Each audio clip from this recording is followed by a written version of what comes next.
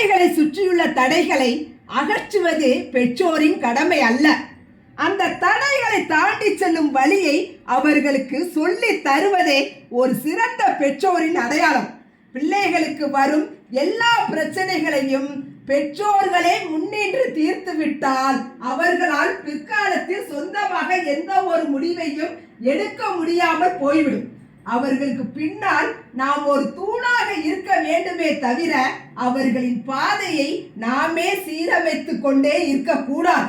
அவர்கள் சுயசார்புடன் வளர இதுதான் வழி.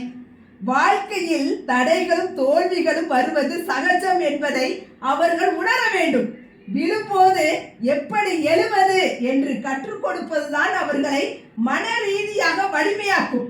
சிறு வயதிலேயே தோல்விகளை எதிர்கொள்ள பழகினால் மட்டுமே எதிர்காலத்தில் பெரிய சவால்களை அவர்களால் சமாளிக்க முடியும். அங்கே பள்ளம் இருக்கிறது, பார்த்து போ என்று சொல்வதோ அல்லது பள்ளத்தை தாண்ட இப்படித்தான் குதிக்க வேண்டும் என்று சொல்லிக் கொடுப்பதோ தான் பெற்றோரின் கடமை.